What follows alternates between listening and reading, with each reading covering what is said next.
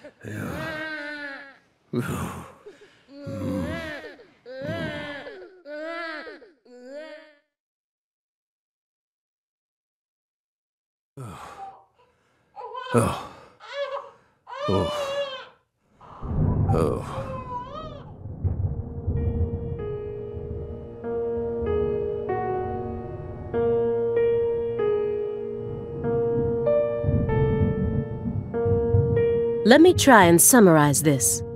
Helena Doman was the mastermind behind the entire incident. But Helena Doman was actually P.J. Clarkson's son, who had severed ties with the family. Helena was also known as Professor R, the mother brain behind the drug known as Sang Rouge. That's right. She was responsible for everything? Not everything, but most of it. Almost everything went according to her plan. But if you'd already figured out that much, why did you continue to stay in Le Carré? Because we had to. You had to? Whatever for? The goddess was still there. The goddess? The goddess of fertility. Lise Clarkson's body. Not her. She was as beautiful as a goddess, but she wasn't the goddess. She was just a tragic victim. Then who is the goddess of fertility? The person at the root of this case. Is it some kind of metaphor? For example, the vast wealth that the red powder yielded.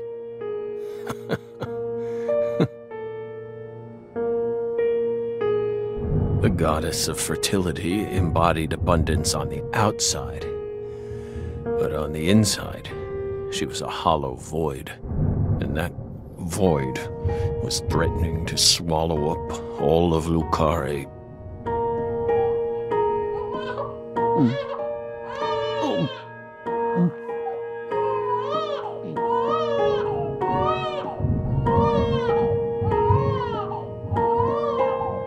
Shut up! Shut up! Shut up! Shut up!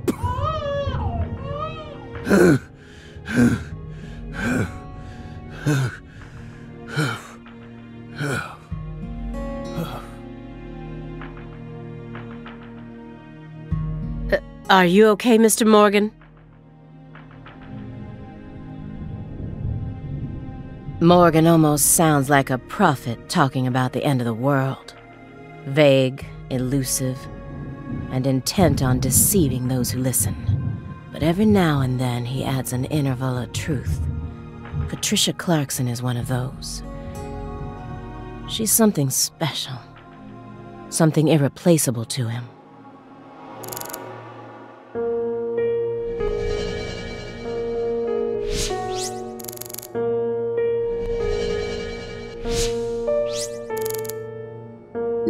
The sound of a baby crying got him that agitated? He may be sick, but that's still no excuse for this behavior. Instead of kicking your floor, perhaps it'd be wiser to invest in a soundproofing mat. Are you irritated, Belle? Yes, of course you are. You think we lack a common human trait, and that bugs you. We're crazy. Human refuse. That's how we look to you, isn't it? I would never go that far, but you did surprise me. Just doesn't seem like the kind of attitude one should display when in the company of others. Yes, we're sorry. We agree with you.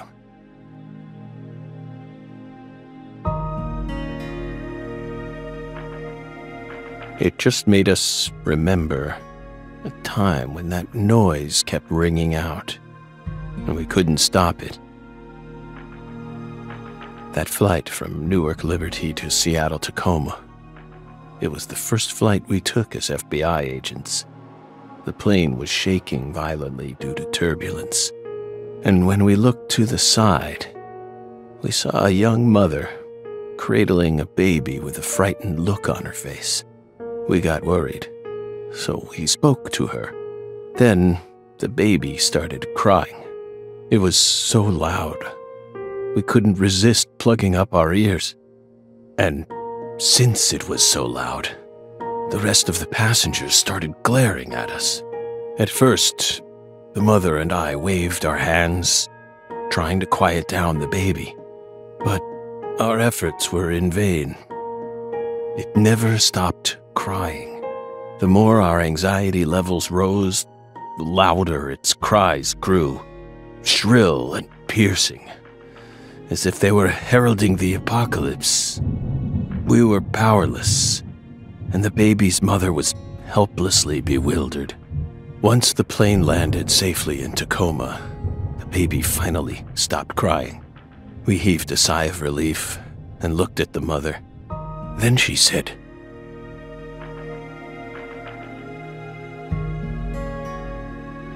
"Whose child is this?" We were shocked, so we asked her what was going on. Apparently, sometime after she boarded the flight, that baby randomly appeared on her lap. Then, it ordered her to call me over, and kept sitting there, as if nothing was wrong. Can you believe that, Belle? Bizarre, isn't it? While we were talking, the baby disappeared.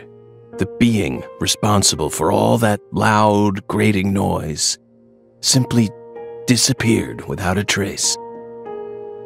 Ever since then, whenever I hear a baby crying, I remember that bizarre experience.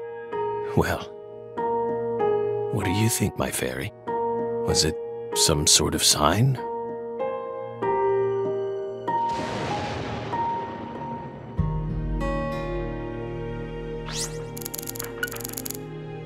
It looks like he burned something other than firewood in here.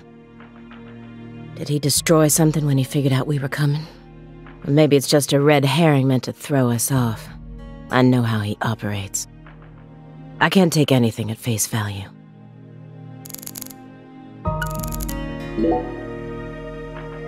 The logs in the center look far more burnt compared to the rest.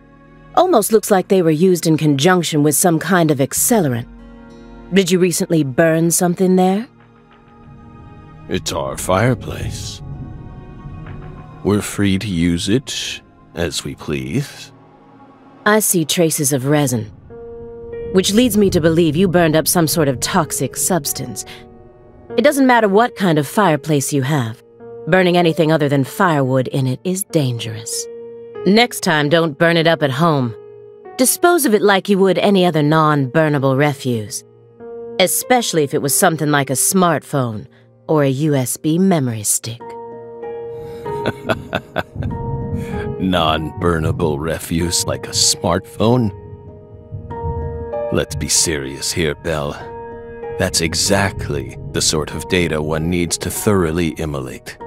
Remember what you learned at Quantico. I'm so close to finding out where she is. So close now.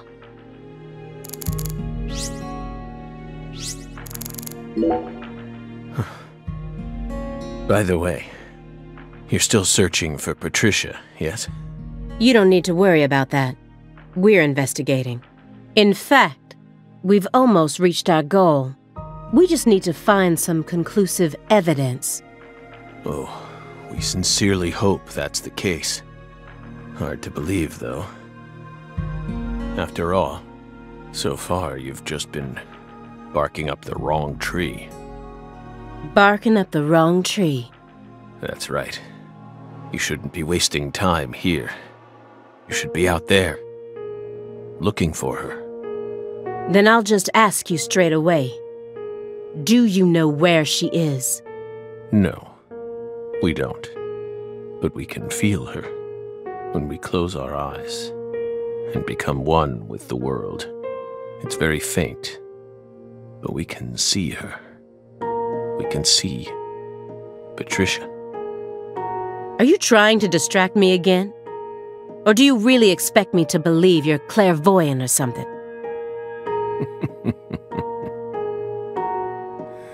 What do you think we are, X-Men? It's metaphysical offender profiling. He actually asked me where Patricia is? Does he have full confidence that we'll never find her? Fine. I can deal with that. I'll just ask him everything I can about the Le Carré case.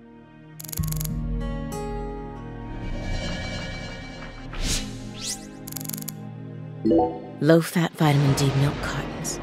Why are they all lined up so neatly?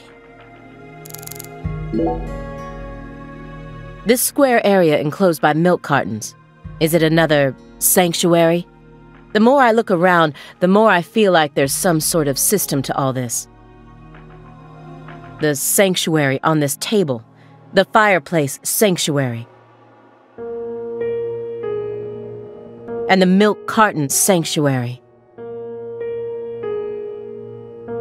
They all lead into the room back there. And there's one more by the window, and yet another by my feet. Are they signs? Or is this all some sort of path? Hey, Belle. Is that a serious question? Of course it is. We're drying them out. We line the milk cartons up to dry them out, so we can turn them into Halloween decorations. Halloween? It's only January. This is America, land of the free. Got a problem with that?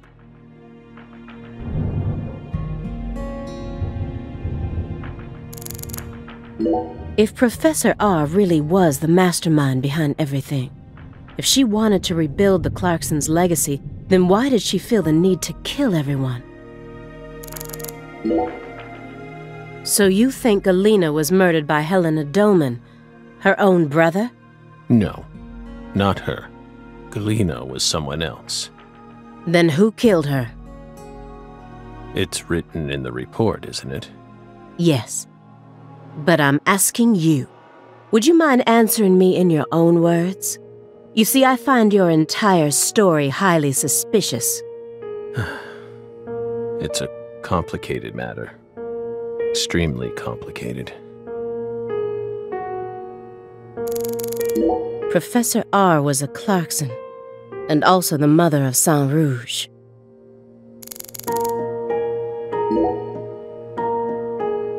By the way, how did the FBI find Lisa's body? After 14 whole years. That's none of your business. Are you saying they just happened to be investigating the Clarksons' cold storage warehouse by pure chance? That there was some undercover terrorism plot afoot there? I said it's none of your business. Well, then we'll just have to guess. It was an anonymous tip. A tip related to Saint Rouge. Did we hit the nail on the head, Belle?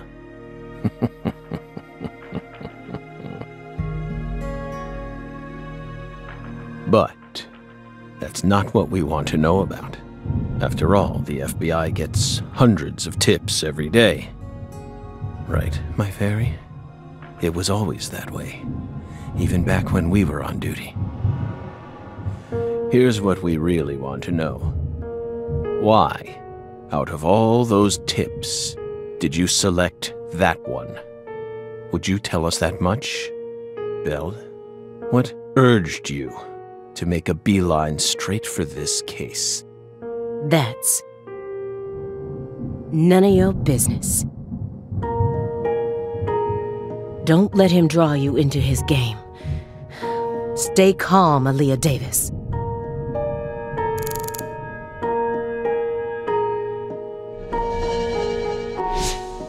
Am I winning here, or... No, I need to stay positive. I have to solve this case, no matter what it takes. I can't lose courage here. The future influences the present just as much as the past. You asked me why I spent an entire 2 days observing you before I came to speak with you. Well, here's why. Over those 49 hours, I observed the intervals between your actions. When you were neither doing something nor doing nothing. I intently studied your intervals between action to action, and action to inaction, to action. People reveal everything during the intervals between their actions. For example, when you eat alone versus eating with someone else. The most prominent differences always appear when someone either begins or finishes eating a meal. And since these are unconscious actions, they can't be consciously hidden. When you prepare to eat or finish eating, when you move in to clean up, when you pick up a book or close one, when you raise a cup of coffee to your lips. Human actions speak volumes. Not even the person doing the actions is conscious of them. That's what lies in those intervals. That's my modus operandi. And here's the conclusion it helped me reach. There's one other person in this house, isn't there?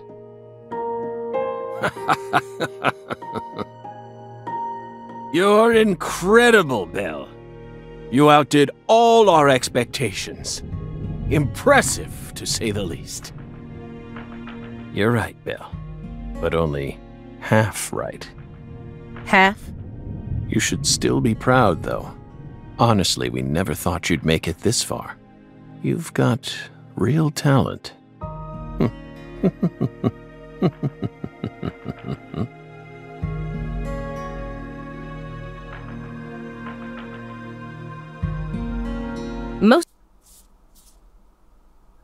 If this goes to court, I won't let you claim that your testimony is inadmissible just because of your little indulgence there. Fine by us. We can even put it in writing if you want. We won't run or hide. Will we, my fairy? Where's the paper? I know I had it around here somewhere. Where is it? Oh.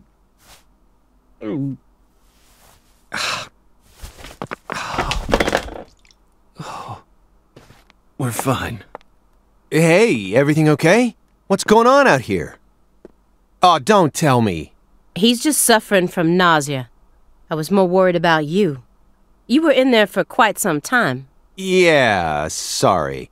Ever since you got here, I've been all backed up. Mr. Morgan, can you stand? Oh. Is this a sign from the coffee? What could it be? What is it trying to tell me? Think. Is that a dragonfly?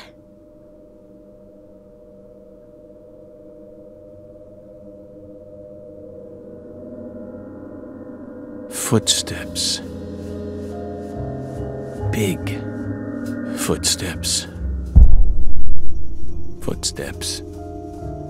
Big footsteps.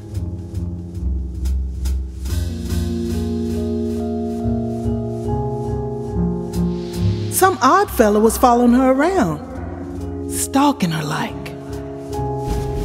That poor girl, Lise, she was a druggie, and she was into the really bad stuff.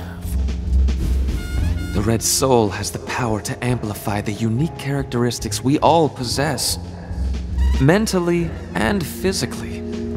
That's why I created the holy red powder.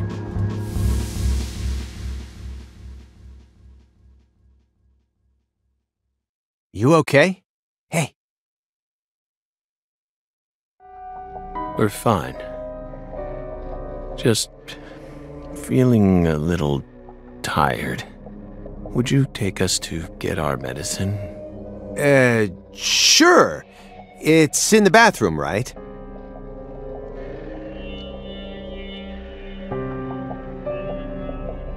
Whew.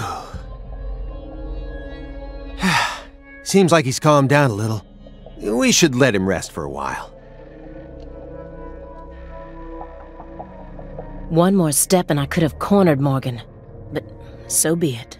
I can still keep investigating even if the owner of this chair isn't present. Simon Jones, what a piece of work. How can anyone have such bad timing?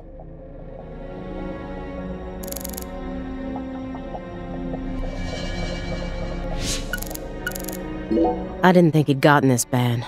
I can't let him die on me yet. I need to get more clues out of him before his time runs out.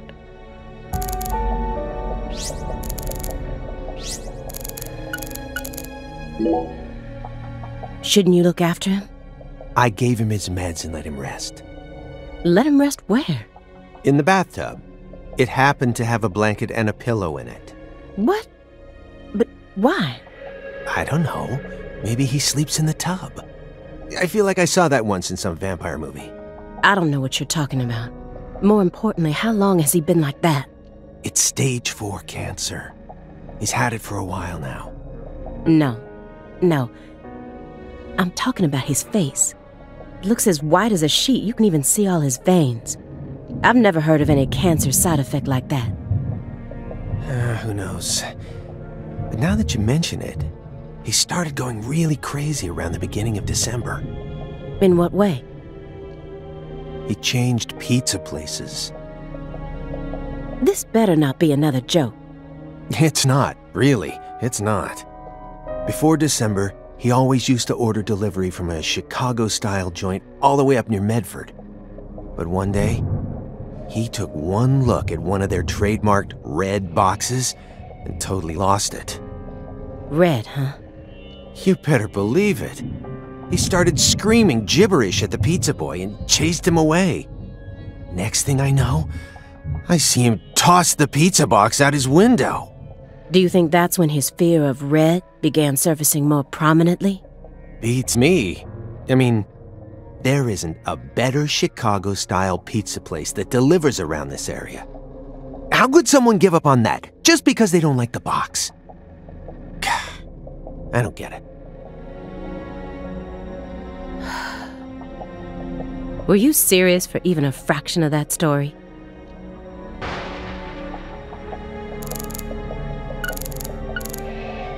Whatever his goal may be, Morgan's gone to great lengths to survive. But no matter how hard he tries, the heartless monster inside of him will just keep devouring his body. When Katrina stole my family from me, I lost all hope. I wanted to die. What is he hoping for?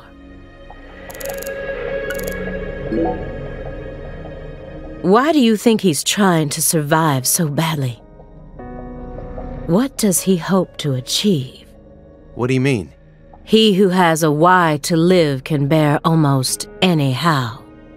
No more Nietzsche. Please, just stop. I feel like my ears are gonna start bleeding. Hey, Agent Jones. Want to know why I love Nietzsche's quotes so much? Sure. I first discovered Nietzsche in a shelter after Katrina. At the time, I was shell-shocked, hopeless. I wanted to die. How could a 13-year-old girl go on living alone with her little brother? Then, in that shelter, I met a college professor. His school was damaged by the hurricane too and got closed down. He also lost his family and was living there in the shelter just like me. So we gradually started spending more time together. I'll never forget the 3 months I spent with him. He loved Nietzsche. And out of all of Nietzsche's quotes, there was one from Thus Spoke Zarathustra that he repeated over and over again. Better know nothing than half know many things. Better be a fool on one's own account than a sage on other people's approbation. I thought it was a strange quote to hear from a college professor, you know? Why would he think it would be good to be a fool? But I understand what he meant now. He was trying to encourage my little brother and I, so that we'd be able to bear the weight of the victim label that was about to be slapped onto us, so that we could go on respecting ourselves without ever succumbing to all the patronizers. After that, my grandmother in Lafayette took us in, and that was the last time I ever saw the professor. But whenever I quote Nietzsche, my memories of him come flowing back into my mind, and they give me the power I need to keep pressing on. So I'm gonna keep quoting Nietzsche, just to make sure I don't forget my roots. Oh, I see. Yeah, I think I get it now. Nietzsche is to you what pizza is to me.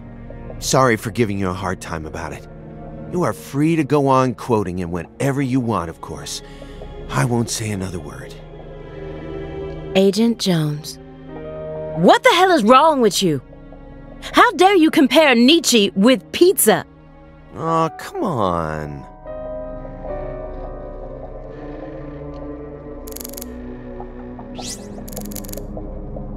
I wondered what sort of food he was eating, all shut up in here. Pizza? Why do they all love pizza so much? What's wrong, Aaliyah? You hungry or something? Excuse me? What are you insinuating? Well, you're staring right at an empty pizza box. Please don't compare yourself to me. Besides, I have a refined palate. Hey, that was uncalled for. Pizza is a sacred food, remember?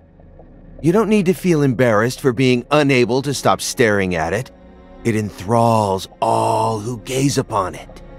That's the power of pizza. Stop, Agent Jones. I've had enough of this sacred pizza bit. I'm sick of you Chicagoans and your obsession with pizza. Pizza, pizza, pizza, 24 hours a day, that's all you ever talk about. What's next? You gonna launch into a tirade about how deep dish is the only proper way to make pizza? No, Aaliyah. You just don't get it, do you? As a Chicagoan, I'm proud of the deep dish pizza. But get this, I love New York-style pizza too. It doesn't matter what kind of pizza it is. As long as it's a pizza, it's beautiful. What? Still don't get it? Okay, here. I'm gonna put it in terms that I'm sure even you could understand. All pizzas are created equal. Eat your heart out, Nietzsche. Just forget I mentioned anything.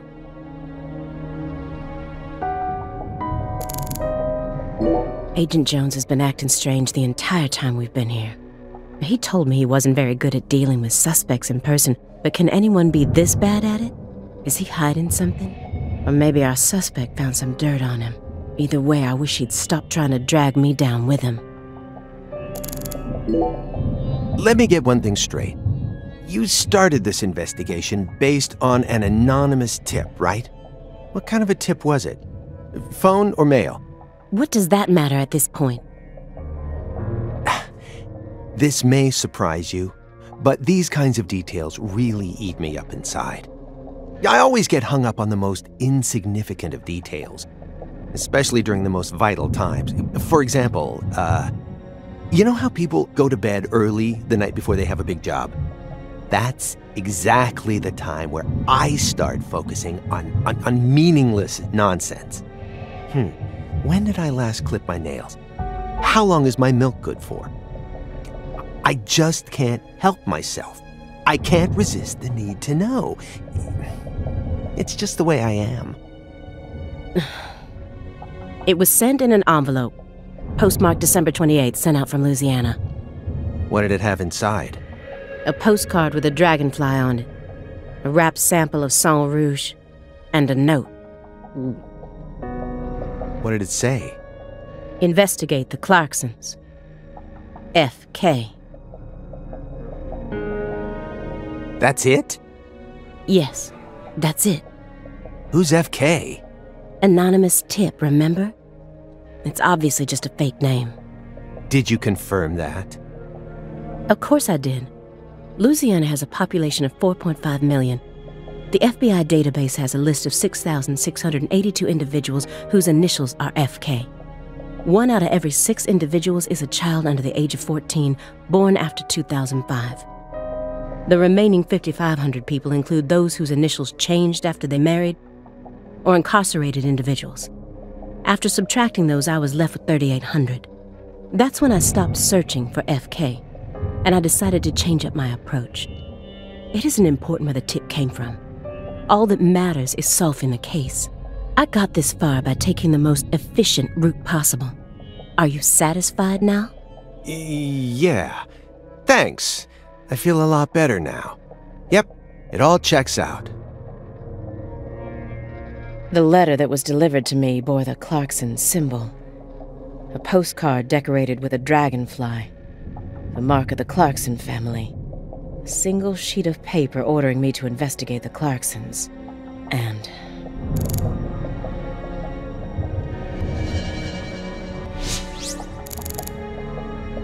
so many records. I guess it doesn't matter what kind of person you are. Everyone loves some kind of music. That's one of the reasons why music is so powerful. But...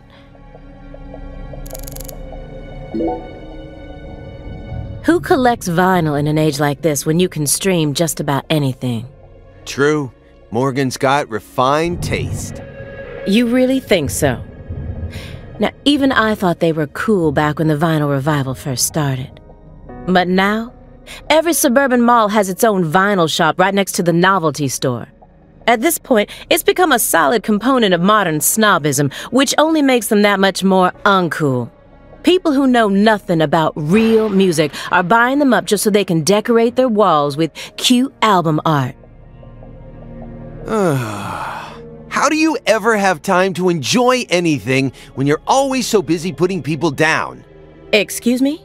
You're like IBS. You keep flaring up at the worst times and there's no end in sight. And when you're alone with Morgan, it's just an all-out war zone.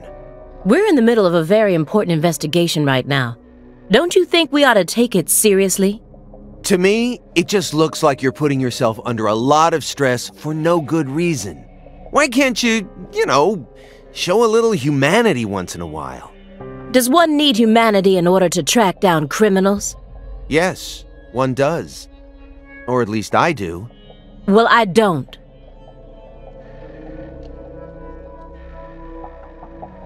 Come on, Aaliyah.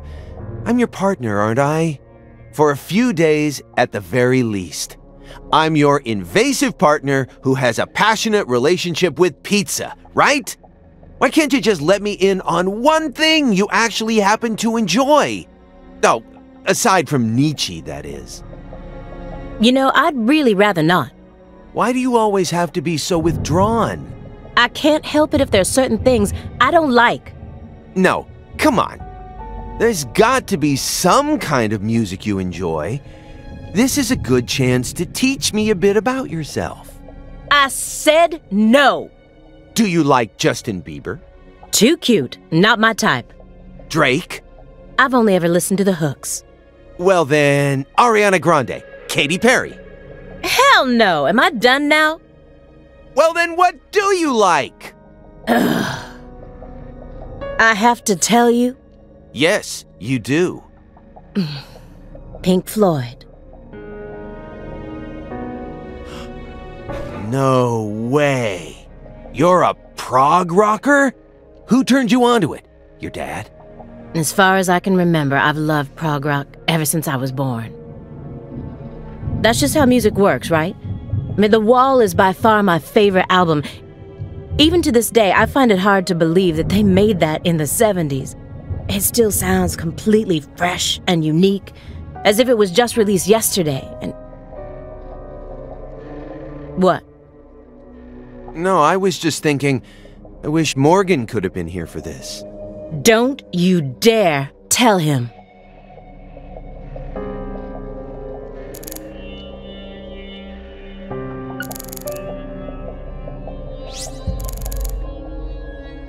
All pizzas are created equal? He's got some nerve. He's making fun of me. I know he is. Hey, Aaliyah, sorry about before. I went a little overboard. What are you talking about? Okay. Chicagoans all love deep dish pizza. We can't live without the damn stuff. I admit it. That's why I always get so emotional whenever we talk about pizza. I'm sorry. That's okay. It had already left my mind. Well, good. Pizza should always be a peaceful dish, no matter what's going on. By the way, do you eat hot dogs? Why do you want to know?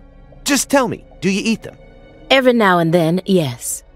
Okay, so what do you put on your hot dogs? What is this? A personality test? No, nothing of the sort. You see, the thing is, we Chicagoans are very tolerant when it comes to pizza preferences. But hot dogs? Well, that's a different story. Meaning?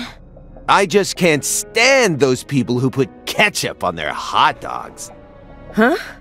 Mustard is the only condiment that people should be allowed to put on their hot dogs. Anything else is heresy. And yet, look at our world today. Do you know how many people are out there dripping ketchup all over their franks? I mean, let's think about this. What is ketchup exactly? Ketchup is a condiment meant for French fries, right? It was never meant to be an accessory for hot dogs. It's out of the question. You got a hot dog, you use mustard. It's an unspoken rule. So, Aaliyah, lay it on me. Are you one of those degenerates who puts ketchup on their hot dogs? I do. I put ketchup on my hot dogs. Of course I do. No. Well, this partnership isn't gonna last long. You've definitely convinced me of that. Oh yeah? Well, good. From the moment we started this investigation, I always assumed it would be a one-time only thing.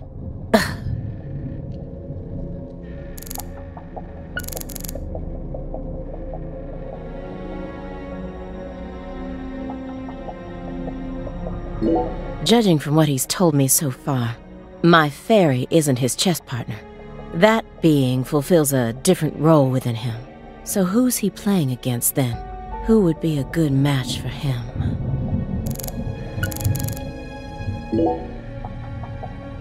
Agent Jones. That chessboard is still bugging me. I don't know why, but it just does. You really think he was playing chess all by himself? I don't know. I definitely think it's possible. How? Maybe he's remembering the strategies an old friend of his used to use.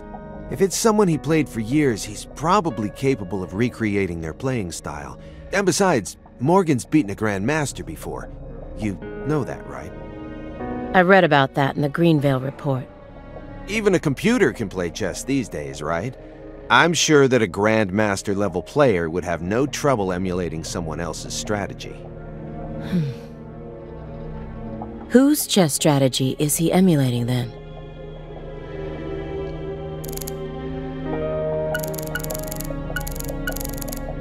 A soft spot? Ugh. He doesn't even understand the first thing about me. Ready to spill the beans, Aaliyah?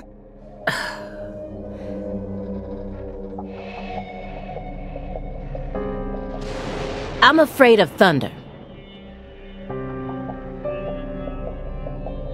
Happy now? Katrina? All right, I'll stop. Good. Now let's get back to the investigation. No. Hold on. Now that I think about it, that doesn't really qualify as a soft spot. What I'm looking for is more, how should I say it? Adorable? You know, something that would make you blush. There's gotta be something. Please, I'm begging you. I love koalas. They're just so cute. I can't resist them.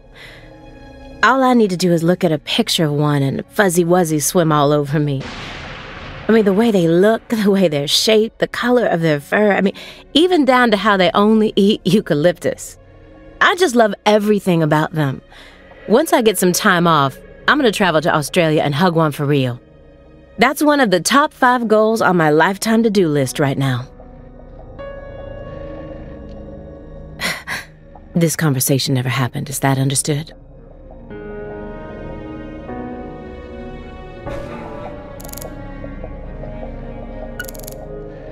He's got films from every genre you could possibly think of, but only movies from the 80s. I've never met such an exclusive film collector.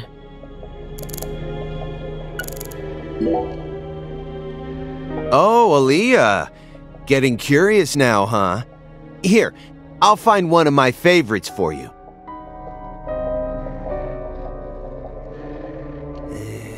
How about this one? Who Framed Roger Rabbit, directed by Robert Zemeckis. It's a fantasy movie that mixes real actors with cartoons, using what we'd call CG these days, I guess. Yeah, I know that one. It's the one where Michael Jordan plays basketball with all the cartoon characters, right? What? No, that's Space Jam. It's not even the same director. And besides, that one has the Looney Tunes in it. Whatever. Either way, I'm not watching it. Fine by me. You know, you're really lacking in the cute department. Is that supposed to be an insult? No, not at all. I'm just trying to help you turn a new leaf. I'm your invasive partner, remember? Why do you care so much? I like myself just the way I am. No, wrong answer. I think you could use a little more softness. You know what I mean? That would definitely make it easier for people to help you out, you know. You're flawless, intelligent, and charming. All you're missing is some soft spots. Soft spots? Yeah, you know, like when people find out a super serious politician is actually a huge comic book nerd. Something like that. You've got to have something. Something you secretly like that people wouldn't expect. Well, I don't. End of story. Hey, uh-oh. The lady doth protest too much, methinks. What do you mean? I just said I don't. Which means you definitely do. Well, what is it? Come on, I gotta know.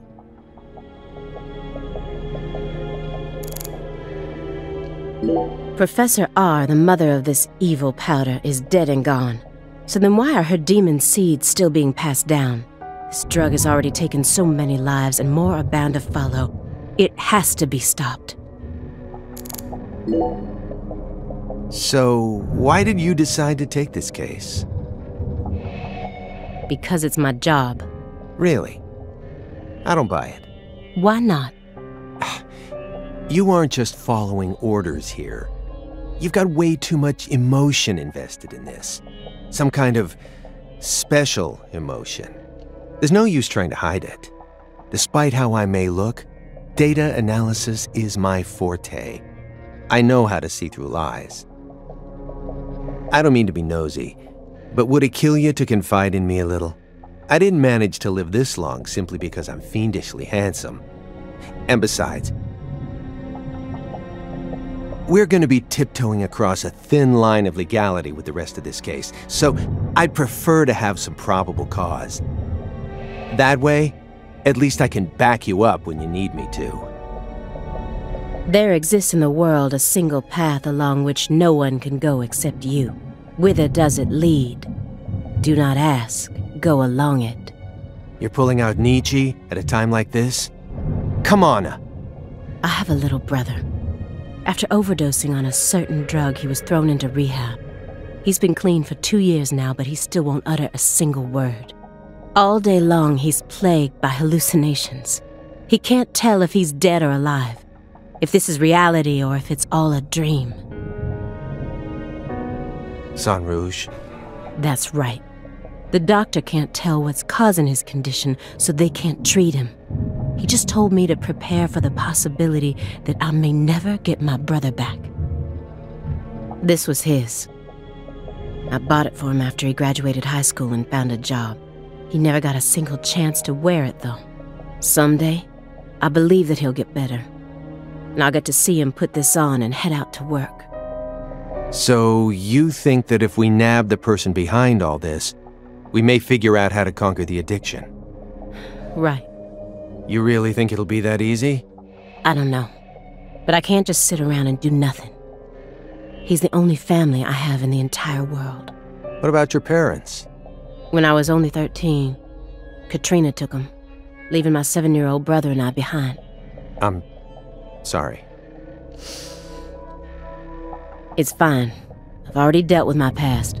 Now I'm just working as hard as I can to complete the duty I've been given. Yeah. Hey, Agent Jones. I just want to double-check one thing. You didn't find anything in the bathroom. Nope. Nothing in there. It must be the bedroom then. Just like I thought. Are you serious about this? Huh? Now you're having second thoughts? Well, not exactly. Then what? I understand how you feel. But he's got an incurable disease. And he used to be one of us. So? The truth he's given us so far could all be completely fabricated. He's a genius lone wolf agent who solved nothing but difficult cases during his years of active duty. That's what they told me at Quantico, at least. Over and over again. I had to listen to them talk about how no one could ever replicate the kind of work he did. But let's be real here. You saw his face, didn't you? It was inhuman. It looked like the face of a killer who's been possessed by death. Patricia Clarkson is here, in the next room, only a single wall away from us. After 14 years, he went back to Le Carré, kidnapped her, and imprisoned her here. He's trying to complete something big right now. Something that's deeply connected to Sang Rouge.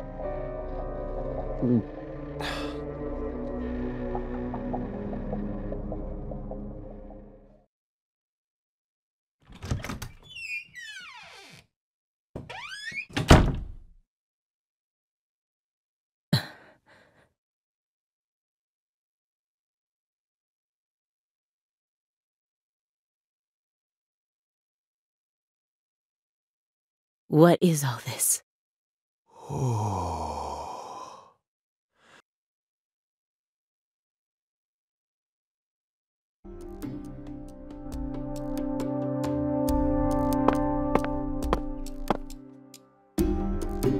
Pictures of people from Le Carré.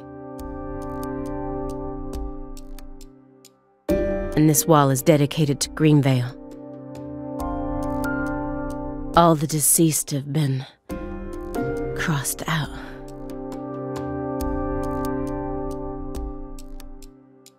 Sheriff Melvin Woods?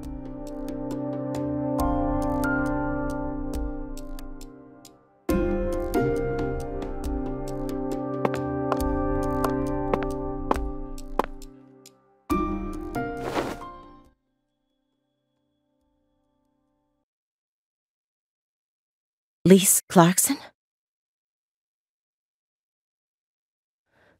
Where's Patricia?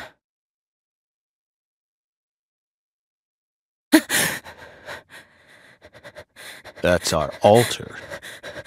What are you doing?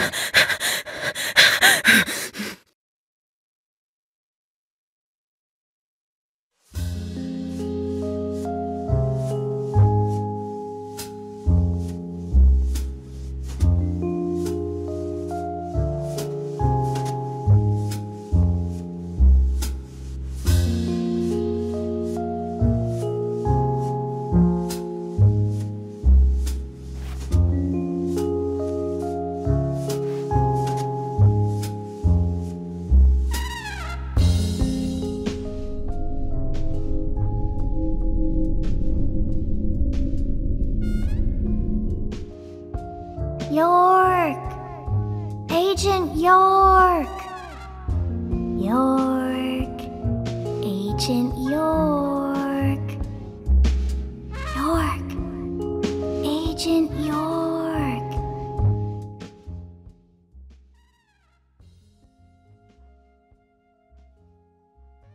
Hey, Agent York. Agent York?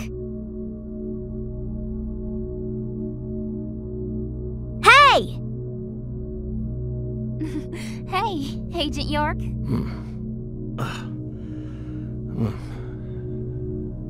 You're Lise Clarkson.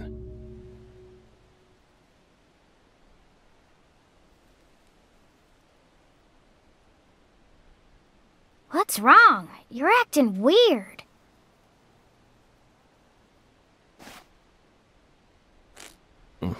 Sorry, Patty, I'm fine now.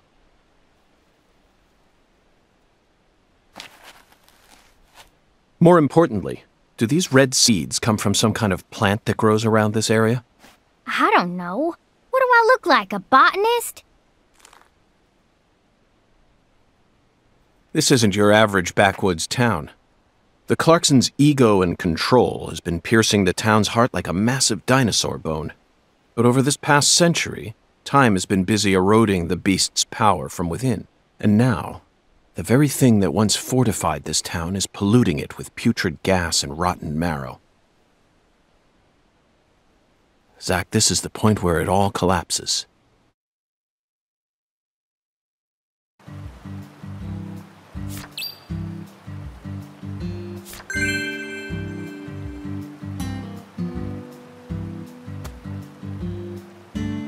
Did you notice anything strange before your daddy went missing?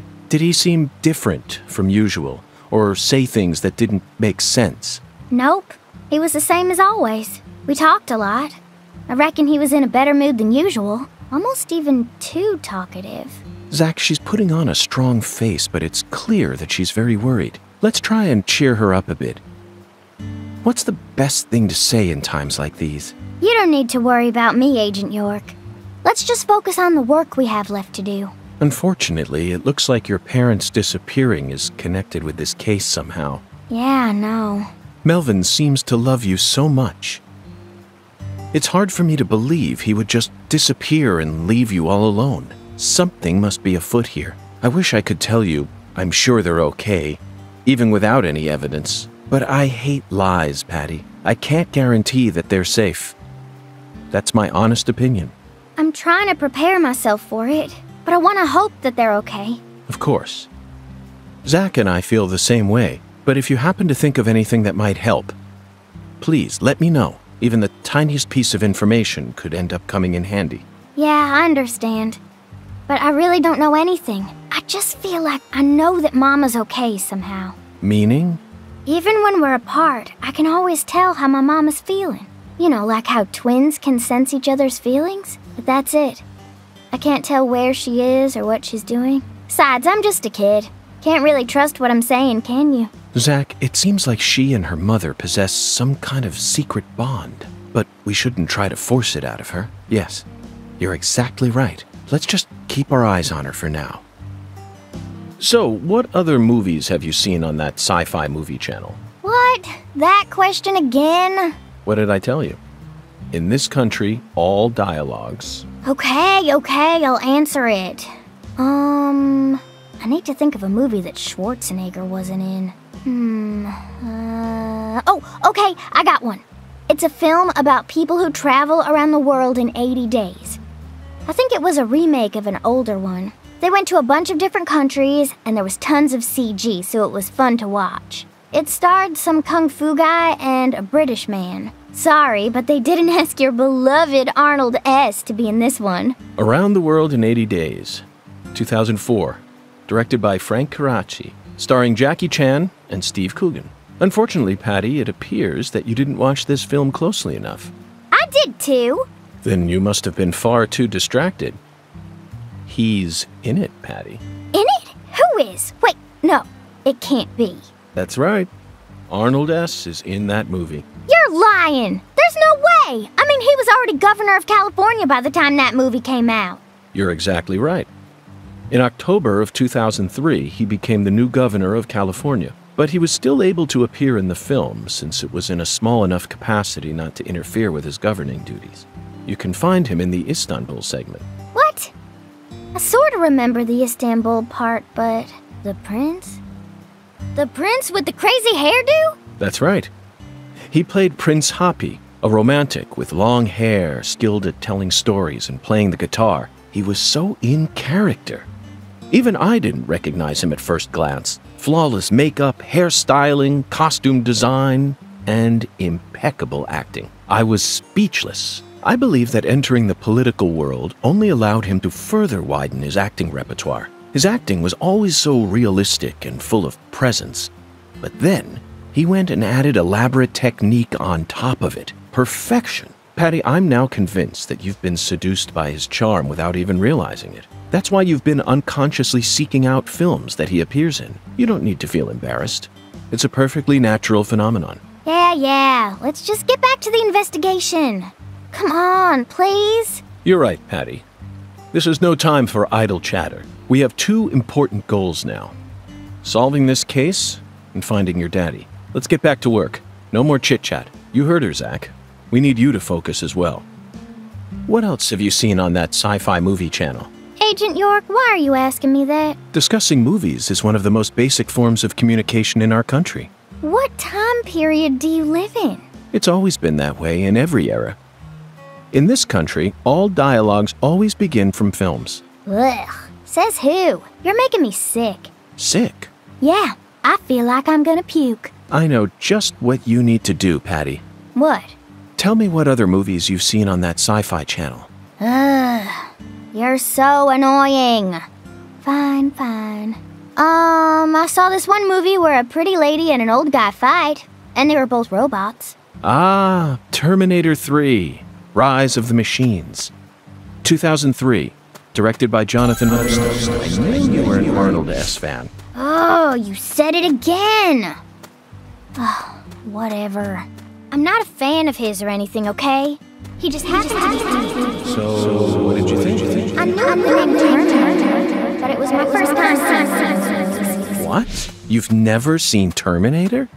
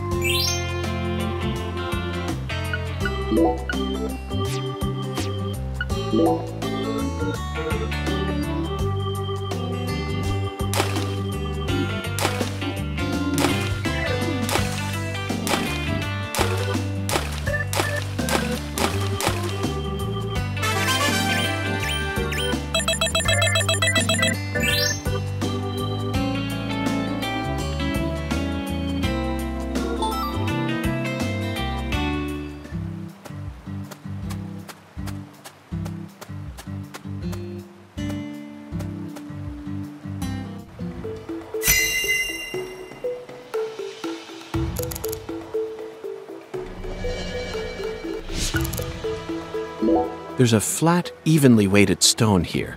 I bet we could use this to score an amazing stone skipping record. Let's give it a try whenever we get some downtime. For now, we need to focus on this investigation, Zach.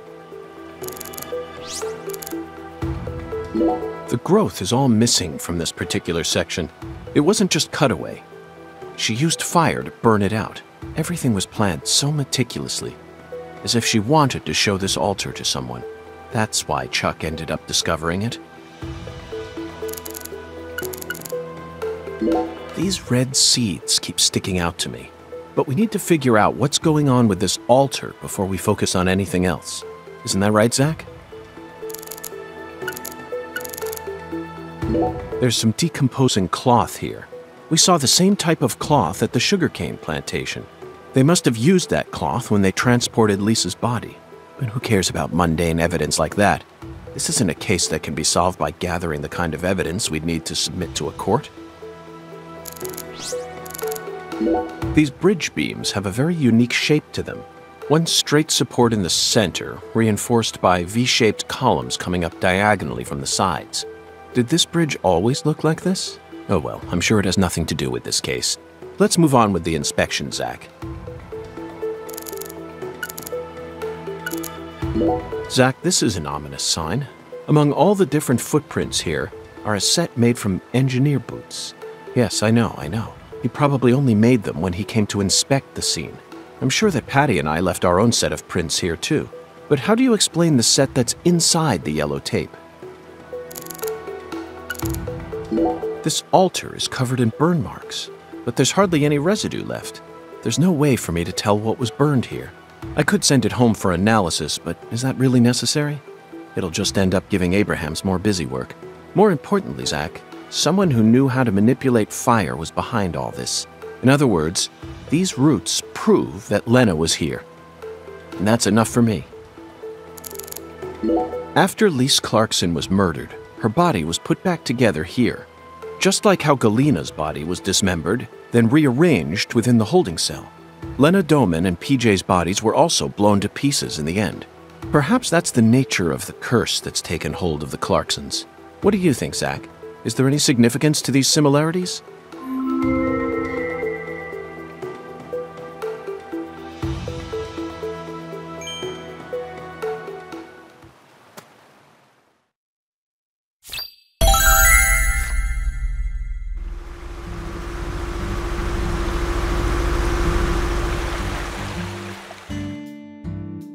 Hey! FBI! What the hell you doing back here?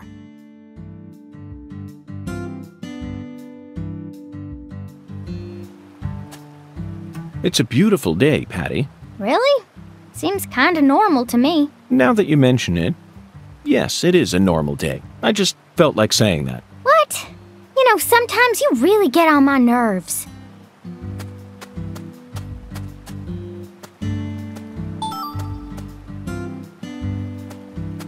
Hey, Patty. What, Agent York? Nothing. Just felt like saying that. By the way, Patty, what do you usually do when you're at home? Is this an interrogation? Oh, no. I just figured that since we're working together now, it'd be a good idea to learn a little more about you. Should an adult male like... You already solved the case, yeah? So go on! Get your ass out of town!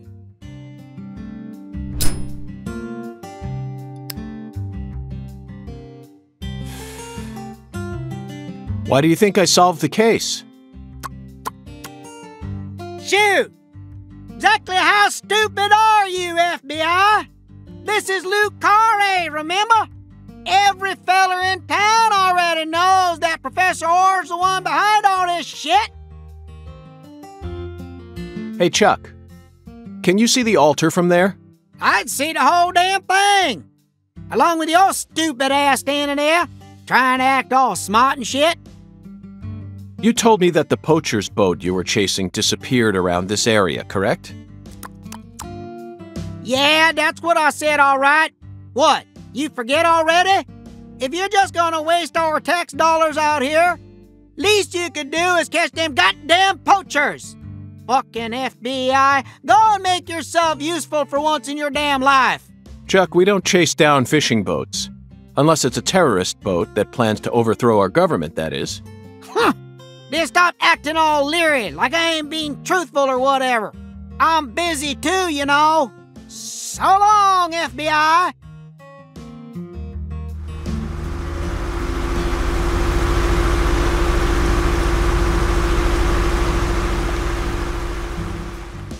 Zach, he just taught us what the true purpose of this altar is. It was built here so that the ritual could be watched from a boat in the bayou. What do you mean? They could have just walked out here.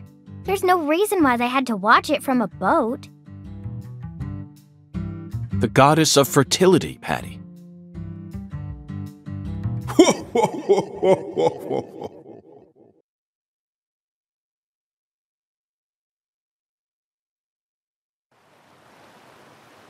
Patty, what's that? That tree? Or the water?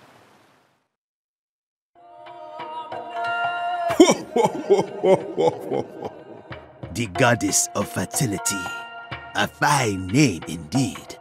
So much blood has been shed, yet you remain in this town. Surely you know why. Of course I do, Hungan. My work here isn't finished yet. You know, I could really use one of your oracles right now.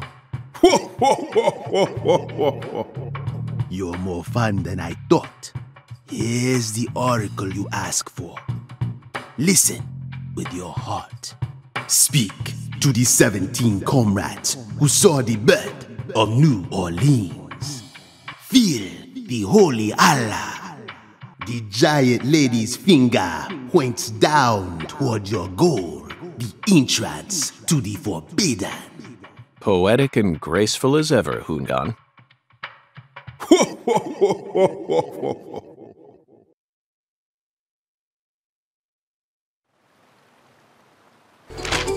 Hungan's oracles are leading us toward the core of this case. That's the one thing I'm sure of. But don't misunderstand, Zach. I'm not blindly following him. I only follow my intuition. Metaphysical offender profiling. That's all there is to it. The 17 comrades must refer to some area that has 17 of the same thing in it. We may need to use history to figure this one out. After all, we need to find someone or something that saw the birth of New Orleans. And we can't just round up every last old person in town. Somewhere, there are 17 comrades who've survived for a very long time. That's not it, Zach. The 17 comrades must have survived for a shockingly long time. Remember, they were here to see the birth of New Orleans. The word comrade seems to suggest that they aren't inorganic objects such as buildings. Maybe they're statues made to look like living creatures, or some other organic life form. Well, Zach, have you figured it out yet? The 17 comrades saw the birth of New Orleans, which means they've been alive for hundreds of years. There's only one life form I can think of that could amass that much history.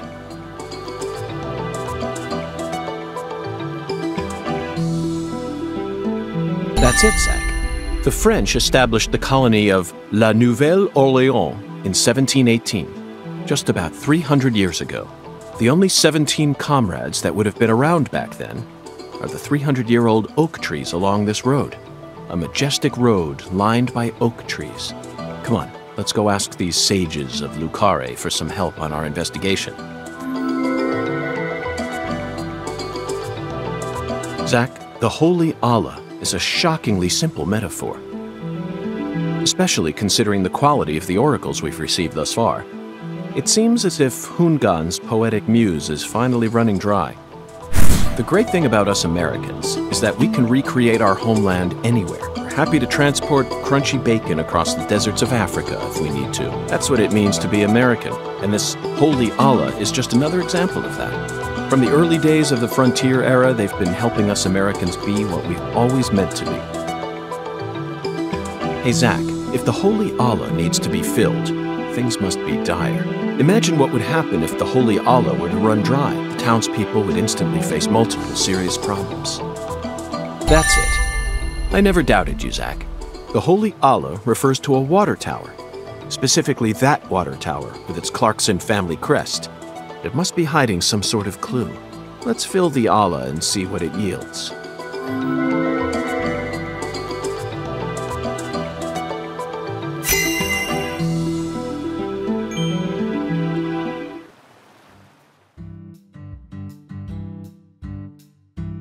Zach, what do you think the giant lady's finger is? I'm at a loss. I never thought one of Hoongan's childish riddles would force me to think so hard. But, oh well. I'm sure that as we deal with the rest of the Oracle, it'll reveal itself to us.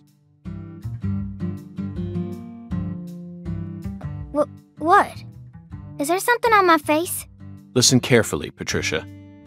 As my skilled assistant, I trust you a great deal. So I want you to answer me honestly. Answer what? Do you have any idea where Melvin might have gone? No. He didn't seem to be acting or talking differently than usual? No. I don't think so. Okay, I believe your words. Zach, we have a lot of work to do. It feels like we're finally approaching the climax here.